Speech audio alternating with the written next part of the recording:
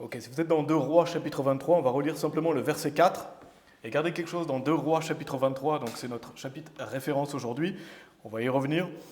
2 Rois chapitre 23, verset 4 nous dit « Et le roi commanda à Hilkia, le grand prêtre, et aux prêtres de second rang, et aux gardiens du seuil, de faire sortir du temple du Seigneur tous les objets qui avaient été faits pour Baal, et pour les bosquets, et pour toute l'armée du ciel, et il les brûla en dehors de Jérusalem, dans les champs du Kidron, et en emporta les cendres à Béthel. » Et le titre du message aujourd'hui, c'est « L'abomination des fausses églises ». L'abomination des fausses églises. Et ce message, vraiment, c'est dans le but d'avoir une propre vue, une propre perception de ce que c'est qu'une fausse église. Ce que c'est qu'une fausse église, donc de la fausse chrétienté, c'est ça qu'on va parler aujourd'hui, et des fausses églises qu'on retrouve malheureusement partout en Suisse. On retrouve beaucoup de fausses églises en Suisse, en France, et dans toute la francophonie de manière générale, n'est-ce pas? Et on va étudier plusieurs raisons pour montrer à quel point ces fausses églises sont une abomination, à quel point c'est pervers, à quel point c'est malfaisant, et à quel point c'est du diable. Donc je ne vais pas trop développer les fausses religions en dehors de ce qu'on appelle la chrétienté, de ce que le monde appelle la chrétienté, qui englobe beaucoup de fausses religions. Et parce que beaucoup de soi-disant chrétienté, on le sait, n'est-ce pas, beaucoup de soi-disant chrétienté ne sont pas des églises, ne sont pas de la vraie chrétienté, on va en parler. Parce qu'en réalité, c'est comme les autres fausses religions, mais aujourd'hui, je ne vais pas beaucoup parler des fausses religions de manière générale, donc toutes les fausses religions qui enseignent un salut par les œuvres, que ce soit l'hindouisme, le bouddhisme, l'islam, le New Age, etc. Toutes les fausses religions qui enseignent qu'on est sauvé par nos œuvres, n'est-ce pas? C'est ce qu'enseignent ces fausses religions, donc on ne va pas étudier ça en détail aujourd'hui, on va plus voir les fausses religions qui se disent chrétiennes. Donc la soi-disant chrétienté que le monde appelle chrétien. Donc, par exemple, l'Église catholique, l'Église orthodoxe, l'Église pentecôtiste, charismatique, beaucoup malheureusement d'églises évangéliques aussi. Et voilà, la liste continue, on va en parler aujourd'hui. Vous voulez dans Psaume 119, si vous voulez bien, Psaume 119 en attendant. Donc Psaume 119, donc c'est ce qu'on va étudier aujourd'hui. Donc, car en effet, c'est pas parce qu'il est écrit chrétien sur une pancarte ou sur une brochure que ça fait de cette église une église chrétienne, n'est-ce pas? C'est pas parce que c'est écrit église chrétienne de, ou les gens vous donnent une brochure, c'est écrit on est chrétien, ils disent on est chrétien, c'est pas pour autant qu'ils sont chrétiens, n'est-ce pas? C'est pas pour autant qu'ils sont chrétiens, donc c'est pas pour autant que c'est une église. Et précision importante, donc le titre du message c'est l'abomination des fausses églises, mais les fausses religions sont une abomination. Regardez Psaume 119, verset 104, pardon. On doit détester les fausses religions. Psaume 119, verset 104. « À travers tes préceptes, j'acquiers la compréhension. Par conséquent, je haïs tout chemin trompeur. » Donc, quelqu'un qui est pieux, quelqu'un qui marche avec Dieu, il déteste tout chemin trompeur. Donc, toute fausse religion, on doit détester les fausses religions, n'est-ce pas? On doit détester ça. Toute fausse religion, amen. Par contre, on doit aimer les personnes perdues, n'est-ce pas? Les personnes perdues qui sont dans ces fausses religions. Et une précision importante, n'est-ce pas? Mais on veut que les gens soient sauvés. Que les gens soient dans l'église catholique, l'église orthodoxe, l'église pentecôtiste, l'église charismatique, etc. On veut leur prêcher l'évangile. On veut que ces gens soient sauvés. On veut que les gens soient sauvés. Toutes les personnes perdues, catholiques, orthodoxes, pentecôtistes, évangéliques, qui ont un faux salut, on veut qu'ils soient sauvés. Donc qu'est-ce qu'on doit faire? Leur dire la vérité. On doit leur dire la vérité. On doit leur prêcher le vrai salut. Et on doit s'assurer qu'ils soient sauvés parce que malheureusement, la majorité de la soi-disant chrétienté prêche un faux salut par les œuvres. De même, haute précision, allez dans Hébreux chapitre 10, si vous voulez bien. Hébreux chapitre 10, donc toujours en introduction, on veut lire la Bible tous les jours, n'est-ce pas? L'objectif d'un chrétien, c'est de lire la Bible jour après jour, tous les jours. On doit avoir notre nourriture spirituelle, on doit se nourrir spirituellement parce qu'on se nourrit physiquement. Mais la nourriture spirituelle, c'est dans la parole de Dieu. Donc lire la Bible le matin, l'après-midi, méditer sur la parole de Dieu jour et nuit, n'est-ce pas? Et si vous lisez 3 chapitres par jour, si vous donnez l'objectif de lire 3 chapitres par jour, vous lirez la Bible au complet en une année. Déjà un bon objectif à se donner, bien sûr, si vous lisez plus, vous les lirez plus souvent, mais c'est très important de lire la Bible, pourquoi? Pour marcher par l'Esprit. Marcher par l'Esprit. Pourquoi se mettre sous le bouclier de la foi? Si vous avez appris Éphésiens chapitre 6, on voit l'importance du bouclier de la foi. Le bouclier de la foi, c'est à l'abri de la parole de Dieu, n'est-ce pas? À l'abri de la parole de Dieu et pour être alerte face aux fausses doctrines. Parce que si vous lisez la Bible, vous ne serez plus tranchant face aux fausses doctrines, vous allez mieux comprendre certaines choses. Parce qu'une personne sauvée, elle ne peut pas croire dans une fausse religion. Si vous êtes sauvé, Dieu soit loué, vous ne croirez jamais dans une fausse religion, vous ne croirez jamais dans un faux salut. Par contre, ces fausses églises qui prêchent un faux salut, qui prêchent des fausses doctrines, ça peut vous impacter. Ça peut vous impacter, ça peut vous faire perdre votre propre fermeté, diminuer votre foi, vous faire douter. Et donc, quand vous êtes dans la parole de Dieu, quand vous lisez la Bible, vous allez être alerte face aux fausses doctrines. Donc, c'est important de grandir et d'être ancré dans la parole de Dieu. Donc, si vous êtes dans Hébreux chapitre 10, on va lire le verset 25, mais en guise d'introduction, dernière chose, quand vous allez à l'église, et nous on est un groupe bien sûr qui fait partie d'une église, attention de ne pas faire que parler des fausses églises. Attention que ce ne soit pas toujours vos sujets de conversation, toujours parler de fausses églises, fausses religions, faux prophètes. Regardez Hébreux chapitre 10 verset 25. N'abandonnons pas le rassemblement de nous-mêmes, comme en est la manière de quelques-uns, mais nous exhortons l'un l'autre. Et ainsi d'autant plus, comme vous voyez le jour approcher. Donc on a un commandement de Dieu de s'exhorter. On doit s'exhorter, on doit s'encourager. Donc on peut parler de choses négatives parfois, on peut dénoncer telle ou telle chose, mais pensons à exhorter les autres, n'est-ce pas? On veut être un encouragement, on ne veut pas faire peur aux autres, décourager les autres, et parler toujours de choses négatives, c'est pas bénéfique, n'est-ce pas? Donc on veut parler de choses positives. Oui, ça a sa place de dénoncer, ça a sa place dans une conversation, et notamment derrière le pupitre, n'est-ce pas? On est là pour dénoncer. Mais attention de ne pas parler constamment des fausses églises ou de faire peur aux autres par telle ou telle chose. Amen. On doit s'exhorter l'un l'autre. Alors pour les parties qu'on va voir aujourd'hui, on va retourner dans 2 Rois chapitre 23. On l'a lu avant le message, on va lire plusieurs versets, on va utiliser ce chapitre-là. Les parties, c'est plusieurs raisons de pourquoi les fausses églises sont une abomination. Pourquoi les fausses églises sont une abomination? On va avoir 3 raisons aujourd'hui.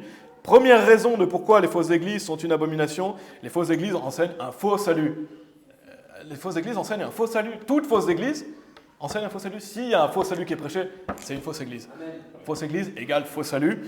Et donc ça veut dire quoi? Ça veut dire que ces gens conduisent les gens en enfer. Cette église, soi-disant église, conduit des gens en enfer. Et donc c'est une bonne raison pour haïr toute fausse religion, n'est-ce pas? La Bible dit « À travers tes préceptes, j'acquiers la compréhension, par conséquent, je hais ou je haïs tout chemin trompeur. » Pourquoi on doit détester les fausses religions? Pourquoi c'est une abomination? Parce que ça prêche un faux salut. Si une église prêche un faux salut, ça condamne les gens en enfer. C'est absolument abominable. Quand vous pensez que ces fausses religions ferment la porte du paradis aux gens, et parfois fait même des enfants de l'enfer 2 fois pire qu'eux, n'est-ce pas? Donc attention, on doit détester les fausses religions. Dieu déteste chaque fausse religion. Dieu déteste chacune de ces fausses religions. Et il déteste ça, et quelle perversion que d'enseigner un faux salut. Et quelle perversion que d'enseigner un salut qui damne des gens en enfer. Et les fausses églises font ça, les fausses églises font ça. Donc si vous êtes dans 2 Rois chapitre 23, on va lire les versets 4 et 5, s'il vous plaît. 2 Rois chapitre 23, versets 4 et 5. Donc première partie, pourquoi les fausses religions sont une abomination? Elles enseignent un faux salut. 2 Rois chapitre 23, versets 4 et 5. Et le roi commande, donc ça parle du roi Josia, je vais y revenir, et le roi commanda à Hilkia, le grand prêtre, et aux prêtres de second rang, et aux gardiens du seuil, de faire sortir du temple du Seigneur tous les objets qui avaient été faits pour Baal, et pour les bosquets, et pour toute l'armée du ciel. Et il les brûla en dehors de Jérusalem, dans les champs du Kidron, et en emporta les cendres à Béthel. Et il supprima les prêtres des idoles que les rois de Juda avaient établis pour brûler l'encens dans les hauts lieux, dans les villes de Juda et dans les lieux autour de Jérusalem. Et ceux qui brûlaient de l'encens à Baal, au soleil, à la lune et aux planètes et à toute l'armée du ciel. Allez au verset 8. Verset 8. Et il fit venir des villes de Juda tous les prêtres, et il profana les hauts lieux où les prêtres avaient brûlé l'encens, depuis Geba jusqu'à Beersheba. Et il démolit les hauts lieux des portes qui étaient à l'entrée du portail de Josué, le gouverneur de la ville, lesquels étaient à main gauche d'un homme entrant par le portail de la ville. Donc ici, dans 2 Rois chapitre 23, ça parle du roi Josia. Donc, le chapitre d'avant aussi parle du roi Josia. Donc c'était un bon roi, c'était un roi qui a fait ce qui est juste et droit aux yeux du Seigneur, donc il est qualifié de quelqu'un de bien, quelqu'un qui a fait des grandes choses pour Dieu. Et donc, quand on voit dans le chapitre d'avant, il va permettre les réparations de la maison du Seigneur. On ne va pas y aller dans 2 Rois chapitre 22, vous pourrez le lire si vous voulez. Et donc, en effectuant les réparations, il va trouver le livre de la loi de Dieu. Il va trouver le livre de la loi de Dieu. Et quand le roi va entendre cela, il va amener un renouveau au Seigneur. Il va amener un renouveau, il va faire le ménage. On voit ici dans 2 Rois chapitre 23. Donc, comme on vient de lire, on va voir quelques passages dans ce message. Mais qu'est-ce qu'on voit qu'il fait ici, donc le roi Josia? Et donc le roi va commander de faire sortir du temple du Seigneur tous les objets qui avaient été faits pour des faux dieux. On voit pour Baal et pour les bosquets et pour toute l'armée du ciel. Et qu'est-ce qu'il va faire de ces objets? Et il les brûla en dehors de Jérusalem, dans les champs du Kidron, et en emporta les cendres à Béthel. Donc Josia fait clairement quoi? Il fait le ménage, n'est-ce pas? Il fait le ménage des fausses religions, il fait le ménage des fausses divinités qui étaient dans la maison de Dieu et qui étaient dans la terre d'Israël. Il sort tout ce qui était consacré à des faux dieux, les objets, tous les ustensiles, tout ce qui était consacré pour adorer des fausses divinités, adorer des faux dieux. Donc tous les ustensiles pour adorer des faux dieux, des objets, des abominations, il débarrasse la maison du Seigneur, n'est-ce pas? Il débarrasse aussi la terre. Et traduction notamment, les statuts catholiques, n'est-ce pas? Si on traduit ça aujourd'hui, il prend les statuts catholiques et il sort ça. Il sort les statuts catholiques, les tableaux d'info Jésus aussi. Tout tableau qui représente info Jésus-Christ, tous les chapelets à Marie, pareil. Il amène ça et il va brûler ça. Il va brûler ça. Donc une application spirituelle aujourd'hui qu'on peut faire, c'est de sortir le faux salut de la maison de Dieu. Soi-disant maison de Dieu, parce que c'est des fausses églises. Mais c'est une application spirituelle aujourd'hui, faire sortir le faux salut, n'est-ce pas? Et parce que c'était des fausses divinités, tous ces objets étaient consacrés à des fausses divinités. Et quand on dit fausse divinité, ça veut dire quoi? Faux salut. Fausse divinité, faux salut. Une fausse divinité, c'est un faux salut. Donc toutes ces fausses religions que les personnes rendaient des cultes ici dans l'Ancien Testament, c'était un faux chemin. C'était un chemin qui mène à la perdition. C'était un faux salut. Et n'oubliez pas ça, toutes les fausses religions ont un faux salut. Toutes les fausses religions enseignent un salut par les œuvres. Un salut par les œuvres, toute fausse divinité est un chemin de perdition, n'est-ce pas? Donc souvent, un bon moyen de diviser la vraie religion, je pense que vous l'avez déjà expliqué à des gens, un bon moyen de diviser la fausse religion, c'est de diviser en deux, simplement. La vraie religion, c'est celle qui est dans la Bible. On est sauvé par la grâce, par le moyen de la foi, un salut éternel, un salut basé sur l'œuvre de Jésus-Christ, n'est-ce pas? Donc on croit au salut par la grâce, par le moyen de la foi, un salut éternel, alors que toutes les autres fausses religions, c'est un salut par les œuvres. Salut par les œuvres, donc il n'y a que deux religions. Et vous pouvez aller dans Matthieu chapitre 7, si vous voulez bien. Matthieu chapitre 7, toutes les autres religions enseignent quoi? Les bonnes actions, se repentir de ses péchés, aller à l'église, garder tel ou tel commandement, ne pas faire tel ou tel péché pour ne pas perdre son salut, etc. Tout ça, c'est faux salut, fausse religion. Donc il n'y a que deux religions dans le monde et ça revient à Caïn et Abel, n'est-ce pas? Dès Genèse, on a déjà ça. On a Caïn et Abel. Caïn, il va amener quoi? Il va amener ses fruits devant Dieu. Et il pense être justifié comme ça. Il amène ses fruits, donc ses œuvres, ça représente ses œuvres, ça représente le faux salut. Abel, lui, il va sacrifier pour le Seigneur, ça représente quoi? La foi. Donc on voit dès Genèse, faux salut par les œuvres, vrai salut par la foi. Donc il n'y a que deux religions et le Seigneur Jésus-Christ le divise de cette manière. Il le dit de cette manière, si vous êtes dans Matthieu chapitre 7, il n'y a que deux chemins. Deux chemins. Matthieu chapitre 7, versets 13 et 14.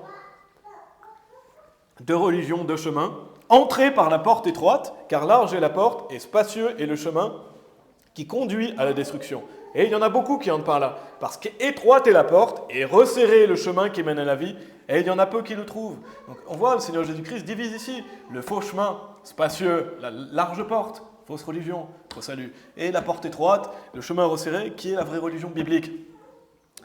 Large est la porte et spacieux est le chemin qui conduit à la destruction, et il y en a beaucoup qui entrent par là, et réfléchissons un peu, combien il y a de catholiques dans le monde? Combien de catholiques dans le monde? 1 milliard 375 852 000. Beaucoup de gens, n'est-ce pas? Malheureusement, beaucoup de gens. Plus d'1 milliard de personnes qui sont catholiques. Est-ce que ça représente un chemin resserré? Est-ce que ça ressemble à un chemin resserré? Est-ce que ça ressemble à une porte étroite? Ça ne ressemble pas à ça, n'est-ce pas? Ça ressemble plutôt à un chemin spacieux. Ça ressemble à un chemin spacieux. Pourquoi? Parce que l'Église catholique n'enseigne pas le vrai salut. L'Église catholique est une fausse religion. L'Église catholique enseigne un faux salut par les œuvres, qui est ce chemin spacieux. Ce chemin spacieux qui mène en enfer. Donc l'Église catholique enseigne un abominable salut par les œuvres. C'est une abomination pour Dieu. Et donc, comment ces versets, quand vous lisez Matthieu chapitre 7, comment ces versets pourraient faire sens quand vous savez qu'il y a plus d'1 milliard de catholiques? Plus d'1 milliard de personnes, et 1 milliard même, 375 852 000 personnes qui disent qu'ils sont catholiques. Comment ça pourrait être un chemin resserré, plus d'1 milliard de personnes? Ça ressemble à un chemin spacieux, n'est-ce pas? Ça ressemble à un chemin spacieux, malheureusement, bien sûr, parce qu'on veut que ces gens-là soient sauvés. Mais ça ressemble à peu trouve la vie, n'est-ce pas? Peu trouve la vie, parce qu'il n'y a pas beaucoup de gens qui croient au Seigneur Jésus-Christ. Eux croient dans leurs œuvres. Plus d'1 milliard 300 millions de catholiques dans le monde, ça ressemble plutôt à ce chemin spacieux.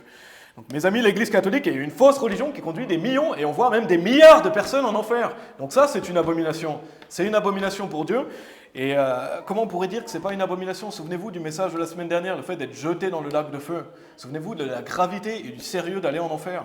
L'enfer est un lieu terrible, les gens vont brûler pour toujours, ils n'ont aucun repos ni jour ni nuit. Une religion qui conduit dans un lieu comme le lac de feu, c'est une abomination. C'est une abomination qui pourrait dire que c'est quelque chose, oh, c'est pas si grave.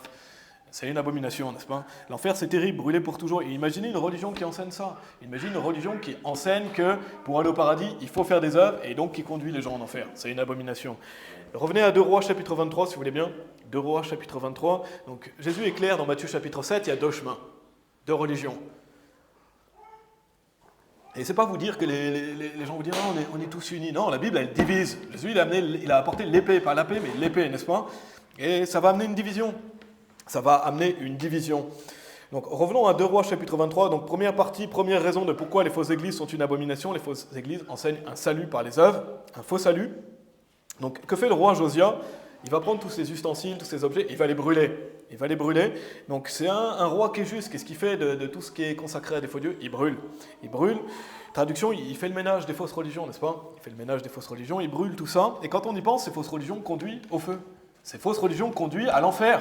Et quelle abomination! Toutes ces fausses religions conduisent les gens en enfer. Josia, il prend tout ce qui conduit les gens en enfer, tous ces ustensiles, tout ça, il les prend et il les brûle. Il les brûle parce que c'est une abomination. Allez au verset 13. Allez à 2 Rois chapitre 23, verset 13. Donc il nous dit aussi, et les hauts lieux qui étaient face à Jérusalem, qui étaient à main droite de la montagne de corruption que Salomon, le roi d'Israël, avait bâti. Et donc écoutez, il est dit à Ashtoret, l'abomination des Sidoniens, et à Shemosh, l'abomination des Moabites, et à Milcom, l'abomination des enfants d'Ammon. On dirait que les fausses religions sont une abomination, n'est-ce pas? Ces fausses divinités. Et le roi les profana, et il brisa en morceaux les statues, et coupa les bosquets, et remplit leur emplacement d'ossements d'hommes. Donc ici, le roi Josia, il fait le ménage, et on peut traduire aujourd'hui Marie, la reine du ciel, l'abomination des catholiques. Marie, la reine du ciel, si Josia était là aujourd'hui, Marie, la reine du ciel, l'abomination des catholiques. Le faux Jésus en tableau, l'abomination des orthodoxes, n'est-ce pas? Il y a quoi aussi? Le faux Dieu du parler en charabia, l'abomination des pentecôtistes, n'est-ce pas? Il y a quoi d'autre? Le faux Dieu de se repentir de ses péchés. L'abomination de nombreuses églises évangéliques, ou qui se disent protestantes, ou qui se disent même parfois baptistes, ou réformés, calvinistes, qui croient en se repentir de ses péchés. C'est un faux Dieu, l'abomination. Donc de manière générale, le faux Dieu du salut par les œuvres, le temps d'église, n'est-ce pas? Le faux Dieu du salut par les œuvres, l'abomination des fausses églises. Et donc, Josia, qu'est-ce qu'il fait? Il brisa en morceaux les statues et coupa les bosquets et remplit leurs emplacements d'ossements d'hommes. Et c'est plutôt graphique, n'est-ce pas? Il remplit en plus leurs emplacements d'ossements d'hommes. Et que va faire le roi Josia à la place? Il fait le ménage du faux salut, fausse divinité. Il va restaurer le service à Dieu. Il va restaurer le service à Dieu et il va rétablir la Pâque. La Pâque, ça représente quoi? Le salut. Ça représente le fait que le Seigneur Jésus-Christ va venir mourir pour nos péchés. Regardez au verset 21, de Rois chapitre 23, verset 21, on va lire jusqu'au verset 23.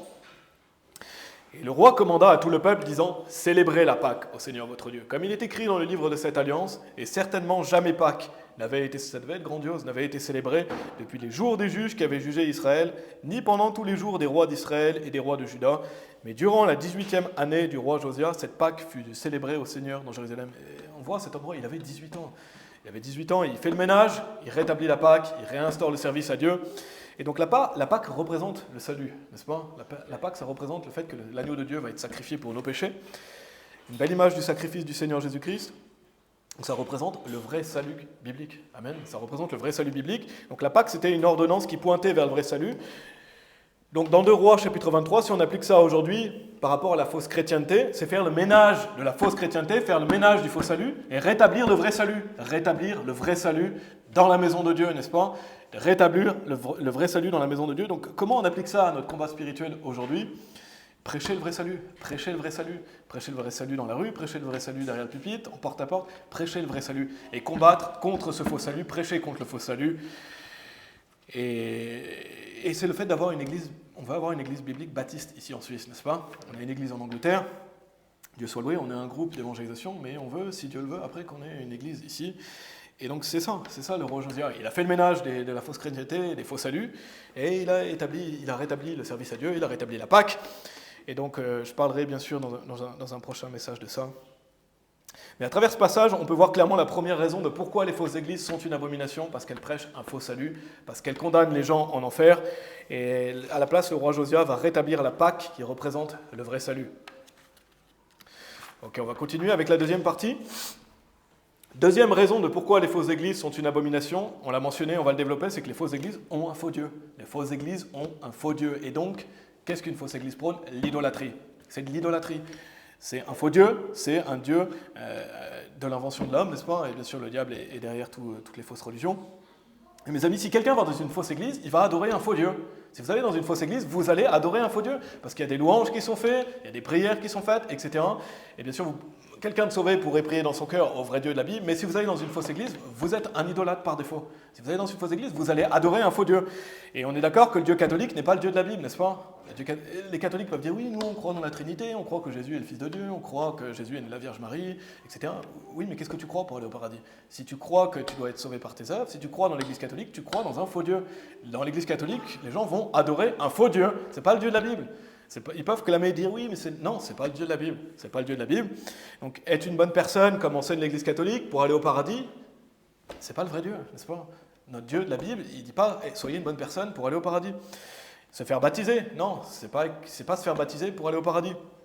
Demander pardon à un prêtre, non plus. Donc quand vous allez à l'église catholique, vous allez adorer un faux Dieu, une fausse divinité, parce que c'est un faux salut par les œuvres, donc par défaut, c'est un faux Dieu. Si vous croyez dans un faux salut par les œuvres, vous croyez dans un faux Dieu. Vous ne croyez pas dans le Dieu de la Bible. Parce que le Dieu de la Bible, c'est par la grâce, par le moyen de la foi, n'est-ce pas? Et un salut pour toujours. Donc aller dans l'église catholique, c'est aller à adorer un faux Dieu. Donc comment on appelle une personne qui va dans l'église catholique? Un idolâtre. C'est aller idolâtrer. C'est de l'idolâtrie. Alors bien sûr, certains le font par ignorance, ils croient peut-être aller adorer le vrai Dieu, ils croient peut-être sincèrement rechercher le vrai Dieu, ils croient peut-être que c'est le vrai Dieu, mais ce n'est pas le cas. C'est pas le cas, n'est-ce pas? Et quand on prêche l'évangile aux catholiques, on leur prêche le vrai salut, on leur prêche le vrai Dieu de la Bible, parce qu'eux croient, peut-être ils disent oui que Jésus existe, mais ils n'ont pas placé leur confiance dans le vrai Dieu de la Bible, n'est-ce pas? Et en plus, quand vous allez dans l'église catholique, c'est rempli de toutes sortes de statues abominables, n'est-ce pas? Donc c'est clairement de l'idolâtrie partout. Si vous lisez la Bible, comment vous pouvez rester dans une église pareille quand vous voyez toutes les statues, etc. Mais parce que les catholiques ne lisent pas la Bible. Et c'est la même chose pour l'église orthodoxe. C'est la même chose pour l'église orthodoxe, mais c'est la même chose pour toute église qui prêche un faux salut. Vous savez, les églises qui se disent évangéliques, même parfois baptistes, qui prêchent un faux salut par les œuvres, si vous allez dans ce genre d'église, vous allez idolâtrer un faux Dieu. Vous allez idolâtrer un faux Dieu. Et je vais vous donner un exemple. Mais une église évangélique ici en Suisse, si vous allez dans une église évangélique ici en Suisse, et il y en a partout des comme ça malheureusement, qui va prêcher « Oh, il faut se repentir de ses péchés pour être sauvé. » Hein? C'est un faux Dieu, n'est-ce pas? Amen. Un faux Dieu. Si vous allez dans une église qui prêche la repentance des péchés, vous allez adorer un faux Dieu. Donc ça fait de vous un idolâtre. Ça fait de vous un idolâtre. De même, vous allez dans une église, « Oh, il faut continuer les œuvres après le salut. Ah, attention, si vous faites tel ou tel péché, vous allez aller en enfer. » Un faux Dieu, n'est-ce pas? C'est un faux salut. Vous allez adorer un faux Dieu. Donc, fausse église. Et allez dans, 1 Timothée chapitre 3. Allez dans 1 Timothée chapitre 3. Quelle que soit l'inscription sur la pancarte, quel que soit le prospectus qu'on vous donne et qu'on dise c'est une église, venez à notre église, etc. Quels que soient peut-être les gens vous paraissent gentils ou accueillants, peu importe si un faux salut est prêché derrière le pupitre dans cette église, c'est une fausse église. Donc, c'est un faux Dieu. Regardez 1 Timothée chapitre 3, verset 15. Il est dit « Mais si je tarde trop, afin que tu puisses savoir comment tu dois te comporter dans la maison de Dieu, laquelle est l'église du Dieu vivant, le pilier et l'appui de la vérité. » Une vraie église, c'est le pilier et l'appui de la vérité. La vérité, c'est le vrai salut. Une église qui enseigne un faux salut, ce n'est pas le pilier et l'appui de la vérité, n'est-ce pas? C'est le pilier et l'appui du mensonge. Ce n'est pas la vérité. Et donc, si vous allez dans une église qui prêche un faux salut, malheureusement, vous allez adorer un faux Dieu. Donc sortez de là. Sortez de là. Allez dans 1 Corinthiens chapitre 10, à ce sujet, si vous voulez bien. 1 Corinthiens chapitre 10. Mais je pense que c'est assez simple à comprendre, n'est-ce pas? Une vraie église prêche le vrai salut. Une église qui prêche un faux salut, c'est une fausse église. Donc, en passant par l'église catholique dont j'ai parlé, mais aussi des pentecôtistes, n'est-ce pas? Si vous allez dans une église pentecôtiste qui prêche « il faut se repentir de ses péchés pour être sauvé », fausse église. N'est-ce pas? C'est une fausse église. Charismatique qui enseigne qu'on peut perdre le salut. Fausse église. Faux salut. Même une grande partie des églises qui se disent évangéliques, malheureusement, qui vont prêcher, il faut se repentir de ses péchés. Ah, mais vous pouvez blasphémer contre le Saint-Esprit, donc vous pouvez perdre votre salut. C'est une fausse église. C'est une fausse église. Et même, de même que certains baptistes, malheureusement, des gens qui vont se dire baptistes, dont certains baptistes réformés, qui enseignent qu'il faut se repentir de ses péchés pour être sauvé. C'est une fausse église. Ce n'est pas une vraie église biblique. Faux salut, fausse église, faux Dieu. Amen. Donc si quelqu'un va dans une de ces églises en étant sauvé, vous allez dans un temple idolâtre. Vous allez dans un temple de l'idolâtrie, ça fait de vous un idolâtre. C'est pour ça qu'il faut fuir les fausses églises, n'est-ce pas? À partir du moment où vous savez qu'un faux salut est prêché, fuyez. Fuyez. Mes amis, attention, aller dans une église qui prêche un faux salut, c'est être idolâtre. Parce que c'est aller idolâtrer un faux Dieu, même si vous le faites avec de soi-disant bonnes intentions. Même si vous le faites avec de soi-disant bonnes intentions, ou disons que vous le faites par ignorance, si un faux salut est prêché, vous devez partir. Parce que c'est un grave péché, on le retrouve dans 1 Corinthiens chapitre 5, n'est-ce pas? L'idolâtrie est un péché digne d'exclusion. Donc c'est un grave péché que l'idolâtrie. Donc il faut fuir les fausses églises, amen, et aller dans une église qui prêche le vrai salut. Aller dans une église qui prêche le vrai salut. Donc si vous restez assis dans une fausse église, en étant sauvé, ça fait de vous un idolâtre. Regardez 1 Corinthiens chapitre 10, verset 14, c'est pourquoi, mes bien-aimés, fuyez l'idolâtrie. Vous êtes dans une église, soi-disant église, vous entendez le faux prophète derrière le pupitre prêcher un faux salut, fuyez l'idolâtrie. Vous n'avez rien à faire dans un temple d'idolâtres. Même si les gens vous paraissent accueillants, même si votre famille va là-bas, non, vous ne pouvez pas aller là-bas, n'est-ce pas ? Vous pouvez, si vous savez que c'est une fausse église, on doit fuir l'idolâtrie et aller dans un endroit qui prêche le vrai salut. Retournez en 2 Rois chapitre 23, si vous voulez bien. 2 Rois chapitre 23, donc ça c'est la deuxième partie. Deuxième raison de pourquoi les fausses églises sont une abomination. Les fausses églises ont un faux Dieu. Et donc aller dans une fausse église, c'est de l'idolâtrie. Regardez 2 Rois chapitre 23, versets 13 et 14. Il est dit, et les hauts lieux qui étaient face à Jérusalem, qui étaient à main droite de la montagne de corruption que Salomon, le roi d'Israël, avait bâtie à Ashtoret, l'abomination des catholiques, l'abomination des Sidoniens, et à Shemosh, l'abomination des Moabites, et à Milcom, l'abomination des enfants d'Amon, le roi les profana. Voilà ce que fait un homme juste. Et il brisa en morceaux les statues et coupa les bosquets et remplit leurs emplacements d'ossements d'hommes. Et aujourd'hui, c'est spirituel, dans une guerre spirituelle. Verset 24, regardez au verset 24. De plus, Josia extermina les évocateurs d'esprit et les envoûteurs, et les images et les idoles. Donc on voit, il se débarrasse des images, des idoles, et toutes les abominations. On voit que c'est des abominations, n'est-ce pas, les idoles, qui étaient aperçues dans le pays de Juda et à Jérusalem, afin qu'ils puissent exécuter les paroles de la loi qui étaient écrites dans le livre qu'Hilkia, le prêtre, trouva dans la maison du Seigneur. Et peut-être, vous écoutez ce message, vous dites que c'est un peu dur. Ça, c'est ce qu'enseigne la Bible, n'est-ce pas ? C'est pour ça qu'on doit renouveler notre intelligence. Parce que Dieu ne plaisante pas avec les fausses religions. Dieu trouve ça une abomination. Dieu trouve ça... On doit avoir la juste perception que Dieu a. Donc Josia, il brise en morceaux les statues, il extermine les images et les idoles, et donc toutes les abominations. Et Dieu déteste l'idolâtrie. Josia le savait, donc il fait le ménage, n'est-ce pas ? Il fait le ménage des idoles. Donc première raison de pourquoi les fausses églises sont une abomination, les fausses églises enseignent un faux salut. Deuxième raison de pourquoi les fausses églises sont une abomination, les fausses églises ont un faux Dieu, donc c'est l'idolâtrie. Et troisième raison, dernière raison qu'on va développer, pourquoi les fausses églises sont une abomination ? Parce que les fausses églises sont remplies de faux prophètes. Les fausses églises sont remplies de faux prophètes.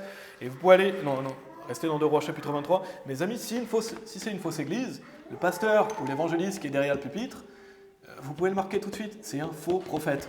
C'est un faux prophète. Si vous allez dans une église, soi-disant église qui prêche un faux salut, derrière le pupitre, c'est un faux prophète. Il ne va pas vous prêcher le vrai salut. De même, celui qui s'appelle apôtre ceci ou apôtre cela, déjà notez faux prophète. Si quelqu'un s'appelle je suis apôtre ceci, apôtre cela, c'est un faux prophète. Il n'y a plus d'apôtre aujourd'hui. C'est un faux prophète. Donc posons-nous la question, qui enseigne dans une fausse église ? Qui enseigne ? Il y a quelqu'un qui enseigne dans une fausse église. C'est un faux prophète. C'est un faux prophète. Donc après avoir fait le ménage des choses consacrées à des faux dieux, ici dans 2 Rois chapitre 23, regardez le verset 5.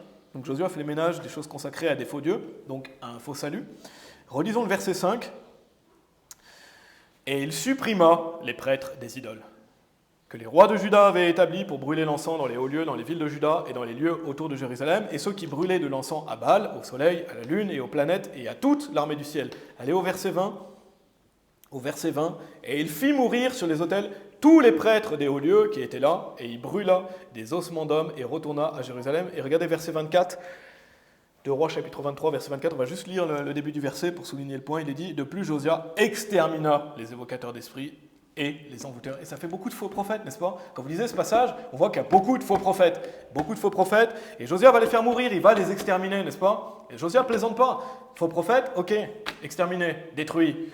Et pourquoi ? Parce qu'il prêchait un faux Dieu, il prêchait un faux salut. Et je vais le redire plus tard, mais il n'y a pas pire raclure qu'un faux prophète. C'est la pire raclure qui existe que le faux prophète, n'est-ce pas ? Il condamne des gens en enfer. Et il n'y a pas pire raclure qu'un faux prophète. Et bien sûr, les faux prophètes sont des réprouvés, n'est-ce pas ? 99% des cas, 99,9% des cas même. Il peut arriver, parfois peut-être, ça peut arriver que quelqu'un qui est un faux prophète, peut-être, qui prêche un faux salut, mais si vous le confrontez avec le vrai salut, il va se repentir tout de suite de son faux salut, n'est-ce pas ? Je ne sais pas si Paul pourrait être considéré comme un faux prophète, il était dans la religion des Juifs, n'est-ce pas ? Est-ce que Paul était considéré comme un faux prophète ? Je ne sais pas, en tout cas, il agissait par ignorance. C'est pour ça que 99,9% des faux prophètes, c'est des réprouvés. Peut-être qu'il y a ce prêtre, quelque part, perdu, mais voilà, j'ai du mal à le croire. La plupart des faux prophètes, ce sont des réprouvés, et c'est les pires raclures qui existent, amen. Et donc ça fait beaucoup de faux prophètes, on voit que Josia va l'exterminer. Retournez dans Matthieu chapitre 7, Et on peut lire au verset d'avant que Dieu est très courroucé à cause de toutes ces abominations. Dieu est très en colère. Allez dans Matthieu chapitre 7, parce que le Seigneur Jésus parle de deux chemins, comme on a vu, le chemin large, le chemin étroit, donc deux religions. Les fausses religions prêchent un faux salut, mais lisons la suite, Matthieu chapitre 7, on va lire le verset 15. Matthieu chapitre 7, verset 15. Gardez-vous des faux prophètes. Juste après avoir dit qu'il y avait deux chemins, n'est-ce pas? Gardez-vous des faux prophètes qui viennent à vous revêtus de peau de mouton, mais qui au-dedans sont des loups voraces. Donc le Seigneur Jésus-Christ, juste après avoir parlé de ces deux chemins, le chemin qui mène à la perdition, le chemin de la vie, il met en garde contre qui? Les faux prophètes, n'est-ce pas? Gardez-vous des faux prophètes. Parce que le diable est derrière toutes les fausses religions. Le diable est le père du mensonge, il est derrière toutes les fausses religions. Et le diable, qui le diable utilise? Les faux prophètes. Le diable utilise les faux prophètes pour prêcher un faux salut. Le diable utilise les faux prophètes, n'est-ce pas? Et les prophètes des fausses religions, tous ceux qui enseignent des mensonges volontairement, c'est des enfants du diable. Comme j'ai dit, 99,9%, 99,9% des faux prophètes sont des enfants du diable. Ce sont des réprouvés. Donc un prophète, bien sûr, c'est quelqu'un qui prêche. Il y a des gens, des fois, vous leur dites « Ah, le prêtre, c'est un faux prophète », ils vont dire « Mais il n'y a plus de prophète aujourd'hui ». Un prophète, c'est quelqu'un qui prêche. Quelqu'un qui prêche la parole de Dieu. Et quand vous allez prêcher l'évangile, vous êtes un prophète. Vous prêchez la parole de Dieu. À partir du moment où vous prêchez, vous êtes considéré comme un prophète. Un pasteur est considéré comme un prophète quand il prêche. Et donc, un prophète, c'est quelqu'un qui prêche. Donc, dans le cadre de la fausse chrétienté, des personnes qui disent prêcher la Bible, mais qui tordent les Écritures et enseignent des mensonges, ce sont des faux prophètes. Ce sont des faux prophètes, n'est-ce pas? Allez dans 2 Pierre chapitre 2, si vous voulez bien. 2 Pierre chapitre 2, donc un prophète, c'est quelqu'un qui prêche. Un faux prophète, c'est quelqu'un qui tord les Écritures, qui enseigne des mensonges sur la Bible. Ça, c'est un faux prophète.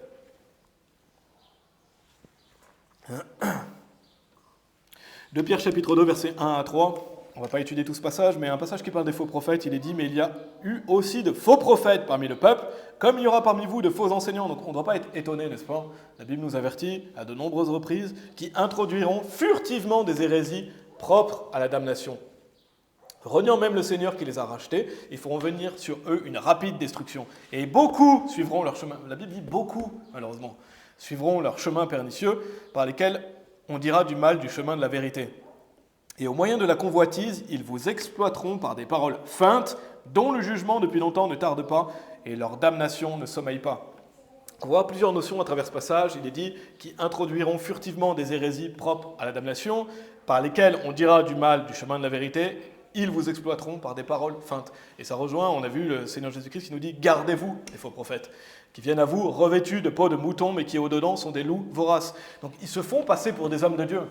Un faux prophète, il se fait passer pour un homme de Dieu. Parfois, il se fait passer pour un homme pieux, un homme juste, un homme bon. Il veut avoir une apparence de piété pour être crédible auprès des autres, n'est-ce pas? Ils vont vous dire, moi je suis un homme de Dieu, je suis pasteur ceci, évangéliste cela, ou prêtre, etc. Donc ils se font passer pour des hommes pieux. Ils paraissent saints, ils feignent être des hommes justes. Ils feignent, ils font semblant, ils prétendent. Et à l'intérieur, qu'est-ce que nous a dit le Seigneur Jésus-Christ? Mais qui au-dedans sont des loups voraces. Des loups voraces. Un loup vorace, c'est quelqu'un qui déchiquette une proie, n'est-ce pas? Il n'a aucune compassion, aucune empathie pour les gens. Il veut déchiqueter. C'est un loup vorace. C'est pas un loup qui reste dans son coin, c'est un loup vorace. Donc il veut faire du mal. Un faux prophète veut faire du mal. Il introduit furtivement des hérésies propres à la damnation. Là, on voit qu'il veut faire du mal, n'est-ce pas? Il va introduire furtivement ça. Il veut que les gens soient condamnés en enfer, parce que lui, il sait qu'il va y aller. Donc, il veut condamner les gens en enfer, comme le diable. C'est pour ça que ce sont des fils du diable. Il est dit par lesquels on dira du mal du chemin de la vérité. Donc, ils disent du mal du chemin de la vérité. Et ils vous exploiteront par des paroles feintes. Donc, parfois, ils ont des grands mots pompeux. Ils séduisent, ils trompent, n'est-ce pas? Et la Bible nous dit, attention, c'est des loups voraces. Parce qu'un loup vorace, il est prêt à dévorer, à déchiqueter, à faire du mal, n'est-ce pas? Et ils veulent condamner les autres à l'enfer. Et c'est absolument répugnant et abominable, n'est-ce pas? C'est une abomination. Un faux prophète, c'est une abomination. Allez dans 2 Corinthiens chapitre 11, si vous voulez bien, 2 Corinthiens chapitre 11. Et notre pasteur a fait un excellent sermon. Si vous ne l'avez pas écouté, je vous encourage à l'écouter. Je le mettrai dans la description de cette vidéo. Sur les loups voraces. Il a prêché ça quand il était au Malawi. Et c'est vraiment un excellent sermon. Justement, je vous encourage à aller l'écouter si vous ne l'avez pas fait, parce que c'est un sujet très important. C'est un sujet très important de se garder des faux prophètes, d'être alerte et de grandir en discernement par rapport à ça. Regardez 2 Corinthiens chapitre 11, versets 13 à 15. Il est dit « Car de tels hommes sont de faux apôtres, des ouvriers trompeurs se transformant en apôtres de Christ. » Donc ils font semblant, Et ne vous émerveillez pas, car Satan lui-même est transformé en un ange de lumière. Par conséquent, ce n'est pas grand-chose si ces ministres aussi se transforment en ministres de droiture, desquels la fin sera selon leurs œuvres.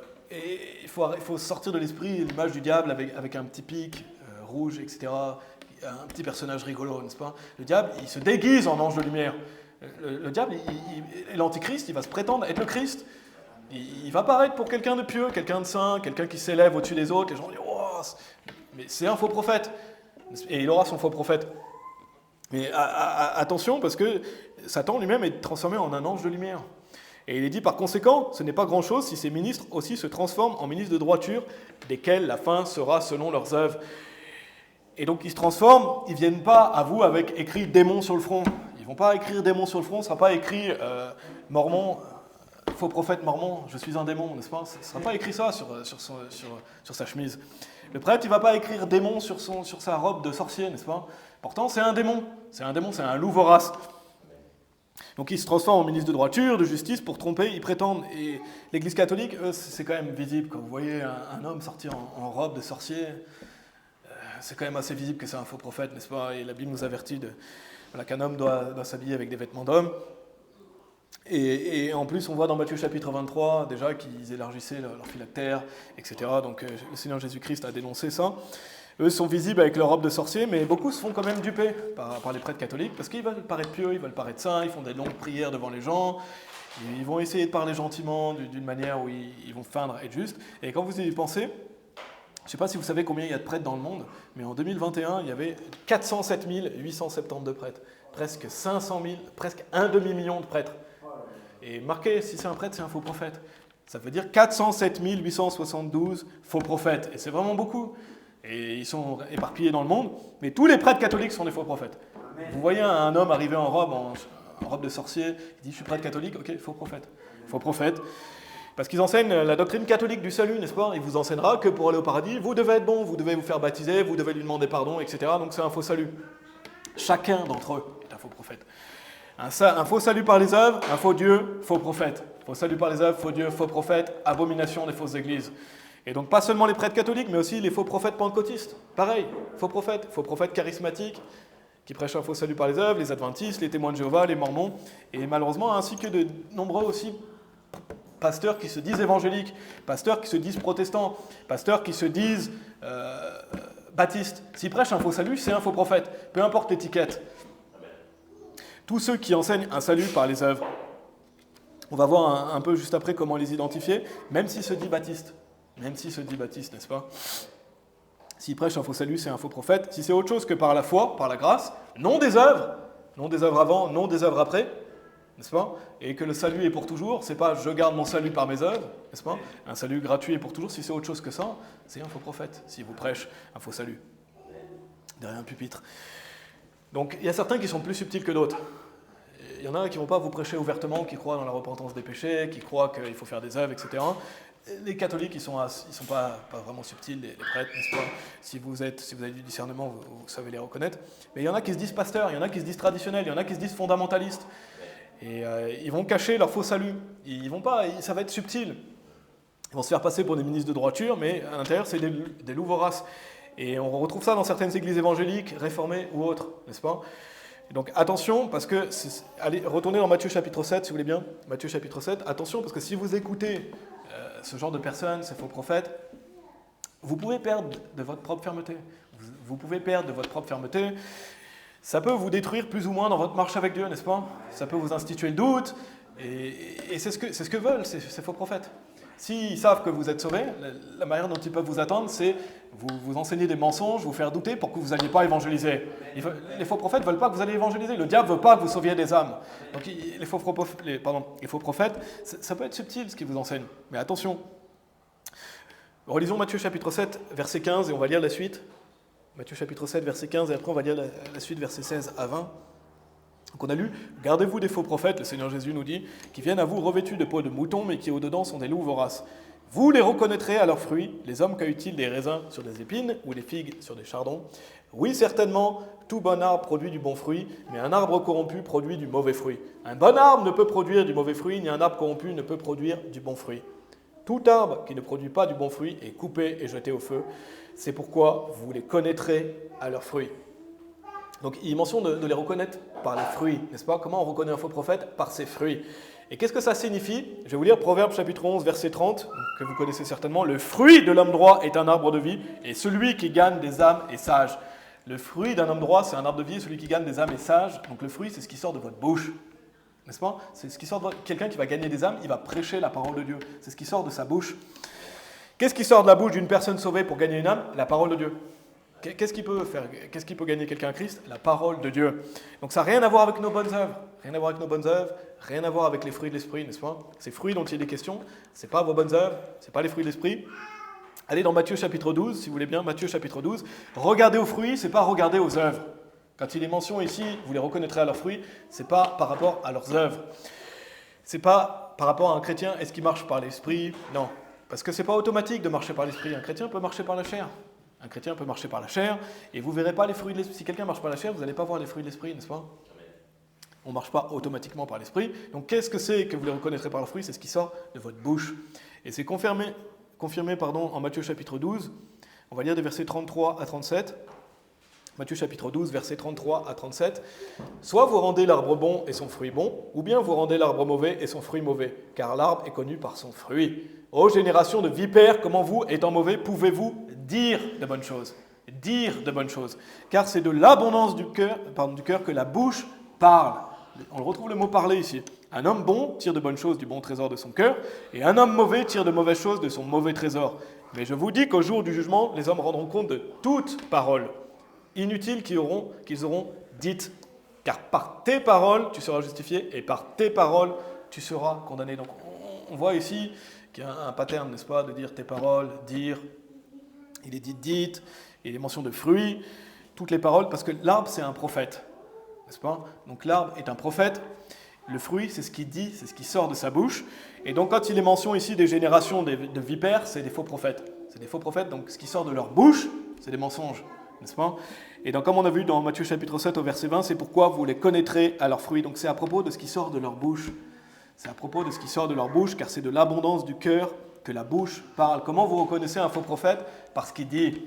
Parce qu'il dit. Et souvent, il y en a qui vont pas. Il y en a qui prêchent ouvertement. Il y en a qui prêchent ouvertement un faux salut. Ils vont vous dire, pour être sauvé, il faut se repentir de ses péchés. Pour être sauvé, il faut garder la foi jusqu'à la fin, sinon vous allez perdre votre salut, etc. Donc ils prêchent ouvertement une fausse doctrine. Ils prêchent ouvertement un faux salut. Il y en a, c'est plus subtil. Ils vont lâcher une petite chose comme MacArthur, qui veut dire que le sang de Jésus-Christ ne sauve pas. Et pourtant, vous pouvez regarder plusieurs de ses prédications, vous dire, ah, il paraît légitime. Et puis il va subtilement dire, ah non, le sang de Jésus-Christ, vous n'avez pas besoin pour être sauvé. C'est un faux prophète. Un faux prophète. Et ça peut être subtil. Il y a des gens qui sont plus subtils que d'autres, mais vous les connaîtrez à leurs fruits. Vous les connaîtrez à ce qu'ils vont dire. Paul Washer aussi, qui peut essayer de se camoufler, en disant oui, on est sauvé par la grâce, par la foi, etc. Mais il va subtilement dire, ah, un chrétien charnel, ça n'existe pas. Donc en gros, si tu ne fais pas les œuvres, tu n'es pas sauvé. Ça peut être subtil, mais vous les connaîtrez à leurs fruits, car c'est de l'abondance du cœur que la bouche parle. Donc comment reconnaître un faux prophète? Par ses paroles, par ce qu'il dit. Et ça peut être par les fausses doctrines, plus ou moins subtilement, comme la repentance des péchés, les œuvres pour le salut, la perte du salut. Mais ce n'est pas toujours attendre pour une fausse doctrine. Ce n'est pas toujours ça. Un faux prophète, vous pouvez des fois le reconnaître parce que c'est de la pure convoitise qui sort de sa bouche. La pure convoitise, comme on a vu dans 2 Pierre chapitre 2, il est dit « Et au moyen de la convoitise, ils vous exploiteront par des paroles feintes. » Des fois, c'est de la pure convoitise qui sort de leur bouche. Pas forcément une fausse doctrine. Des fois, c'est de la pure perversion sexuelle qui sort de leur bouche. Il y a des gens qui vont sortir des perversions de leur bouche et des choses abominables. Je ne sais plus comment il s'appelle, celui qui a Jacques Scope ou quelque chose comme ça. Scott. Je me souviens plus, celui qui a remplacé... attends de voir. Bon, c'est pas grave. Jack Scott. Peut-être, ouais. Mais en tout cas, lui, c'était de la perversion qui sortait de sa bouche. Des fois, le faux prophète, c'est de la perversion qui sort de sa bouche. Et ils vont justifier des choses abominables. Donc, ce n'est pas toujours des fausses doctrines. Oui, ça peut être des fausses doctrines. Des fois, c'est de la pure convoitise ou de la pure perversion. Donc, pas toujours attendre une fausse doctrine. Donc, par les fruits, vous les connaîtrez. Donc, ce n'est pas toujours dire quelque chose à propos du salut. Ça peut être quelque chose de pervers, ça peut être quelque chose de vraiment malfaisant. Et parfois, voilà, ils vont installer le doute en vous. Ils vont installer le doute, ils vont vous faire douter, perdre votre propre fermeté. Allez dans Proverbes chapitre 15, si vous voulez bien, Proverbes chapitre 15. En attendant, je vous relis. Donc, la Bible dit « Un homme bon tire de bonnes choses du bon trésor de son cœur, et un homme mauvais tire de mauvaises choses de son mauvais trésor. Mais je vous dis qu'au jour du jugement, les hommes rendront compte de toute parole inutile qu'ils auront dite, car par tes paroles tu seras justifié, et par tes paroles tu seras condamné. » Donc c'est à propos des mots, à propos des paroles. Et si vous allez dans une église, ou quand vous parlez aux gens, visiblement tous les gens ont un salut par les œuvres, posez-vous des questions, n'est-ce pas? Posez-vous des questions, parce que si personne n'est sauvé dans l'assemblée, c'est assez étrange. Allez parler au pasteur, regardez qu'est-ce qu'il croit pour aller au paradis. Regardez Proverbes chapitre 15, verset 4, il est dit « Une langue saine est un arbre de vie, mais la perversité en elle est un brisement dans l'esprit. » Donc une langue saine est un arbre de vie, on a vu le fruit de l'homme droit est un arbre de vie, donc c'est à propos de la langue, des paroles. Et je pense que vous savez, mais quelqu'un de non sauvé, il n'aura jamais quelqu'un de sauvé. Un faux prophète ne peut pas sauver quelqu'un. Parce que pour sauver quelqu'un, il faut être sauvé, il faut avoir le Saint-Esprit et il faut prêcher la précieuse semence, il faut prêcher la parole de Dieu. Donc un faux prophète ne peut pas sauver quelqu'un. Et c'est pour ça que souvent ces fausses églises sont remplies de gens non sauvés. Parfois, il y a quelqu'un de sauvé qui se retrouve là dans une fausse église. Ça arrive. Et malheureusement, ça arrive régulièrement. Des fois, on voit des gens comme ça. Mais la plupart des gens dans une fausse église, ils ne sont pas sauvés. Donc, on va aller dans 2 Rois chapitre 23, retournez-y si vous voulez bien, 2 Rois chapitre 23. Donc, première raison de pourquoi les fausses églises sont une abomination, les fausses églises enseignent un faux salut. Deuxième raison de pourquoi les fausses églises sont une abomination, les fausses églises enseignent un faux Dieu, donc c'est un faux Dieu, de l'idolâtrie. Troisième raison de pourquoi les fausses églises sont une abomination, les fausses églises sont remplies de faux prophètes. Remplies de faux prophètes. On a vu, il y a presque 1,5 million de prêtres. Et je vous ai donné juste les prêtres. Je ne vous ai pas dit les apôtres pentecôtistes, apôtres charismatiques, pasteurs évangéliques ou baptistes, réformés, protestants, etc., qui prêchent un faux salut. C'est pas parce que c'est écrit baptiste sur la pancarte que c'est une vraie église. Soyez alerte, soyez sur vos gardes, et notamment en Suisse. Aux États-Unis, il y a beaucoup plus d'églises baptistes qui ont le vrai salut. Et encore, il y a des églises baptistes qui prêchent, il faut se repentir de ses péchés, qui prêchent des mensonges, etc. Mais attention, là où vous allez, vérifiez la confession de foi. Si vous voyez sur un site internet d'une église que la confession de foi est fausse, allez vérifier. Parce que des fois, il y en a qui disent repentance des péchés, et en fait, ce qu'ils croient par repentance des péchés, c'est il faut que vous arrêtiez de croire dans un faux salut afin de croire dans le vrai salut, qu'il faut reconnaître que vous êtes pécheur. Il y en a certains qui utilisent mal le vocabulaire, mais la plupart du temps, c'est parce que c'est des fausses églises. Mais vérifiez, allez parler au pasteur, allez parler... si c'est une femme, pasteur, partez. Allez même pas vérifier, partez. Pourquoi vous resterez dans une église où c'est une femme pasteur? Elle ne sait même pas garder l'un des plus clairs commandements de Dieu, n'est-ce pas? Que c'est un homme qui doit prêcher. Donc soyons alertes, soyez sur nos gardes, afin de bien juger d'une église, et ayez une juste vision, ayons une juste vision d'à quel point c'est abominable une fausse église. Les fausses églises sont une abomination. Dieu déteste ça, ça envoie des personnes en enfer. Et comme j'ai dit, les faux prophètes sont les pires raclures qui existent. Les réprouvés qui récidivent, qui sont des serial killers, qui sont des pédophiles, etc., c'est absolument abominable, n'est-ce pas? Et ils font du mal physiquement à quelqu'un, mais un faux prophète, lui, il damne des gens. C'est la pire raclure, et bien souvent ça va ensemble, n'est-ce pas? Bien souvent ces faux prophètes sont des pédophiles, bien souvent ces faux prophètes sont des pervers, n'est-ce pas?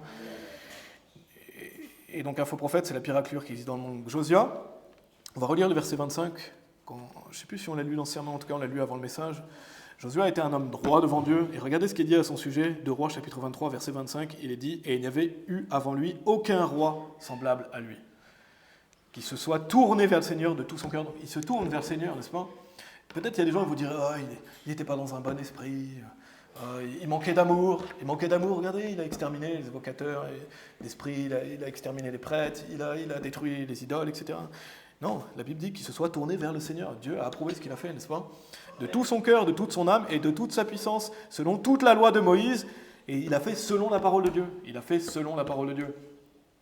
Il va enlever les faux prophètes, n'est-ce pas? Il va détruire les idoles, il va détruire la maison des Sodomites. C'était un roi juste.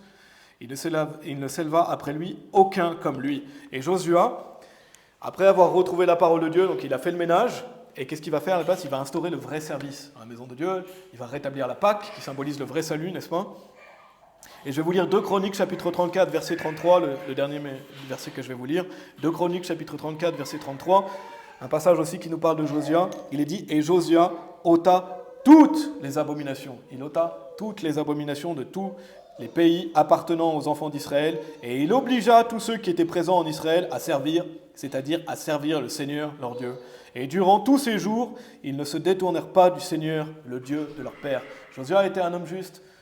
Il a fait quoi? Il s'est débarrassé des idoles, n'est-ce pas? Fausse divinité, faux salut, faux prophète, et il a rétabli la Pâque, il a réinstauré le service à Dieu pour que les gens se tournent vers le Seigneur, n'est-ce pas? Et je suis sûr que l'évangile a été bien prêché à ce moment-là. Je suis sûr que le vrai évangile a été exalté, et c'est ce qu'on veut ici, exalter le vrai évangile, exalter la parole de Dieu, n'est-ce pas?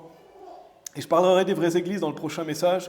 Aujourd'hui, c'était vraiment souligner cette abomination des fausses églises, et n'allez pas dans les fausses églises.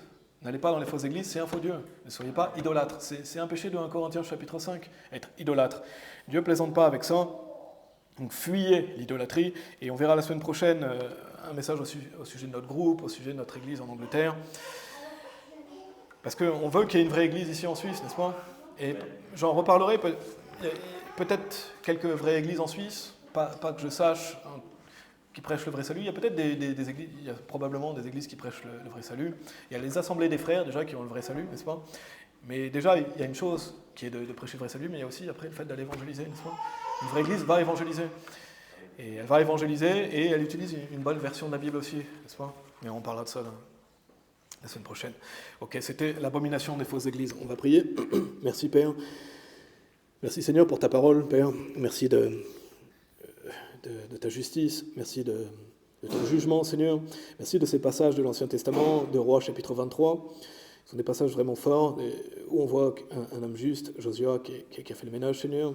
Et c'était un homme selon ton cœur, Seigneur. Il a fait ce qui est juste, il a fait ce qui est droit. Et voilà, aide chacun d'entre nous à avoir une juste vision, Seigneur, de l'abomination des fausses églises, parce qu'une fausse église enseigne un faux salut. Une fausse église, les gens qui vont dans une fausse église vont adorer un faux Dieu. Et derrière le pupitre, Seigneur, dans une fausse église, il y a un faux prophète. Et tout ça, tu détestes ça, Seigneur, c'est une abomination. Et le Seigneur Jésus-Christ est clair dans Matthieu chapitre 7 aussi, qui a que deux chemins, Seigneur. Aide-nous à tenir ferme pour toi ici. Aide-nous à marcher dans la justice, Seigneur, que tu puisses bénir notre groupe ici, bénir notre église en Angleterre, Seigneur, protège-les et guide-les, Seigneur, parce que quelle bénédiction qu'il y ait une vraie église comme ça en Europe. Et voilà, on pense aussi à l'église en Pologne, l'église en Allemagne, Seigneur, que des vraies églises puissent être en Europe. Et il y a bien sûr d'autres vraies églises que nous ne connaissons pas, des églises qui prêchent le vrai salut. Et on prie pour que ces églises qui prêchent le vrai salut aillent évangéliser, puissent utiliser aussi une bonne version de la Bible, Seigneur. Merci Père. On prie toutes ces choses en ton Fils Jésus-Christ. Amen.